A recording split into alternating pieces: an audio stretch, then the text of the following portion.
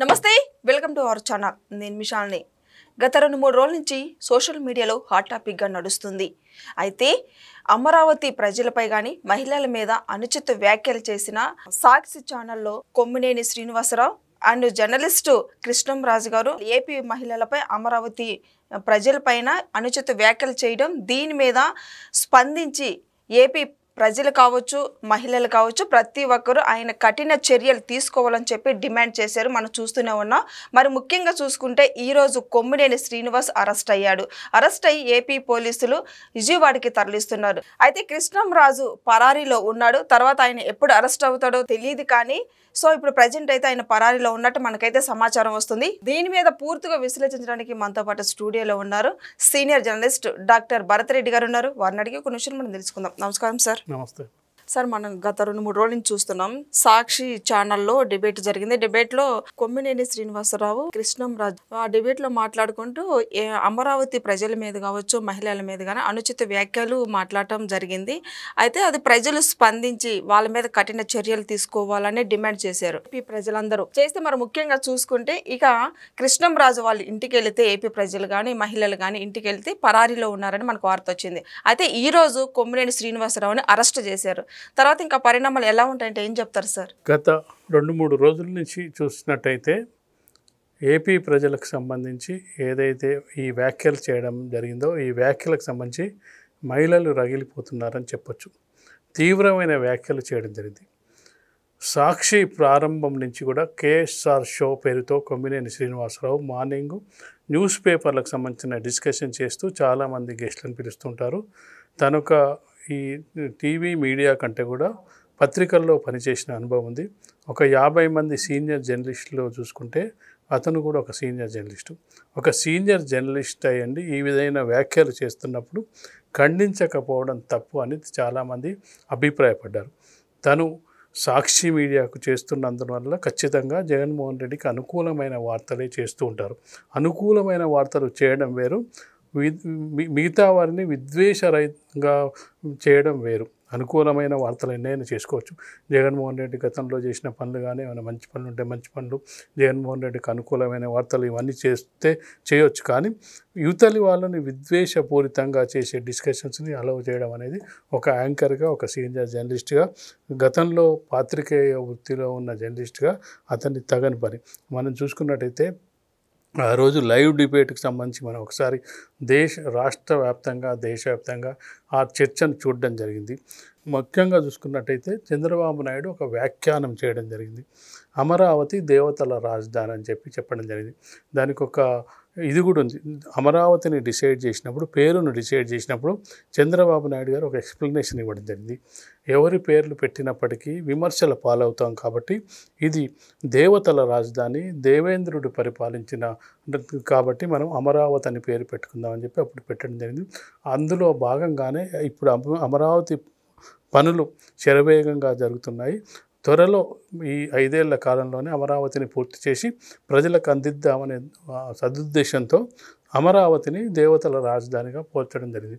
అందులో ఎలాంటి తప్పు లేదు. దేవతల రాజధానిగా పోల్చడం వల్ల ఆంధ్రప్రదేశ్కి సంబంధించిన ప్రతిష్టనే పెరిగే అవకాశం ఉంటుంది.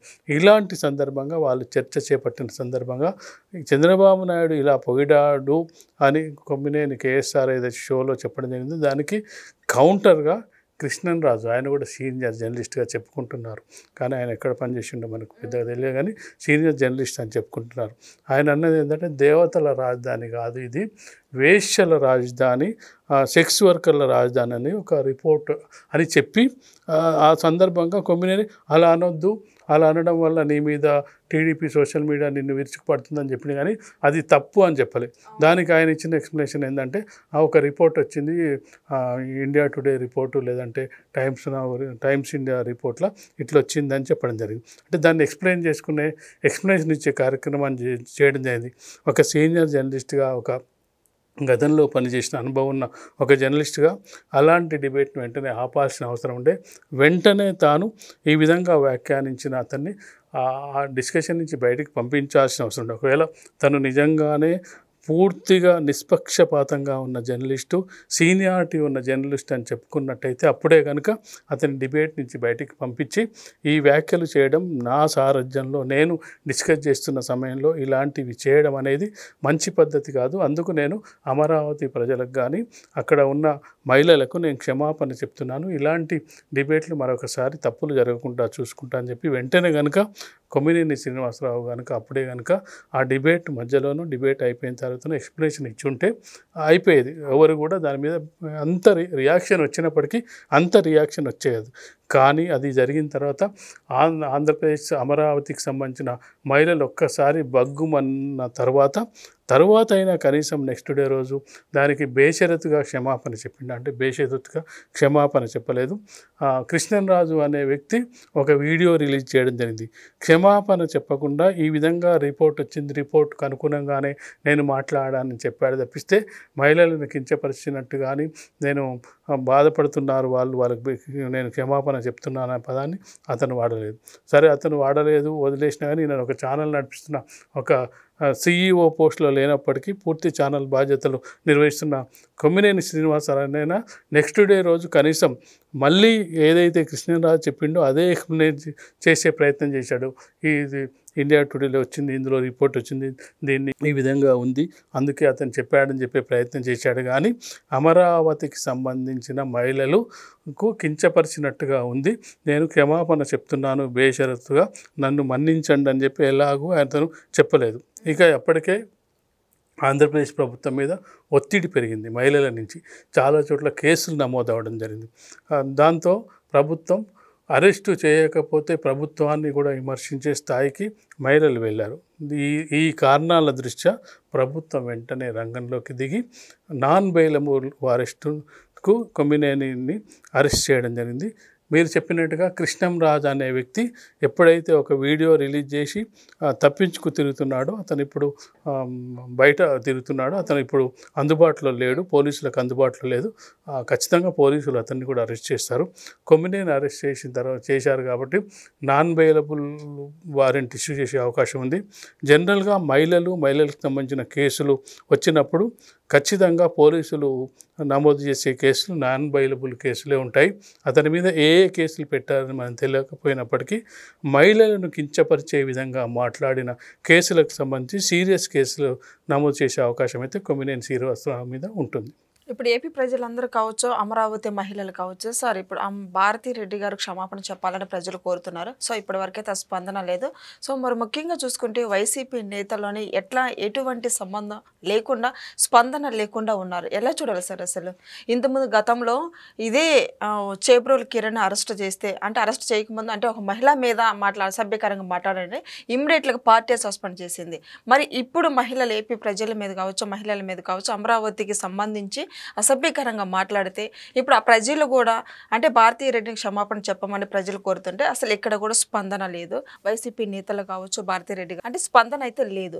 ఎట్లా చూడాలి సార్ దీన్ని? అసలు ప్రజలు కోరాల్సిన అవసరమే లేదు. తను ఒక మహిళ, తోటి మహిళలను కించపరుస్తూ ఒక చర్చ సాగుతున్నప్పుడు అందరికంటే ముందుగా వచ్చి తనే ఛానల్ తరపున, ఎందుకంటే ఛానల్ తనే నడిపిస్తుంది, భారతీ రెడ్డి ఆధ్వర్యంలోనే ఛానల్ నడిపిస్తుంది. అందులో జరిగే అన్ని కార్యక్రమాలకు, డిబేట్లకు, డిస్కషన్స్కు ప్రతి దానికి తను బాధ్యత వహించాల్సి ఉంటుంది.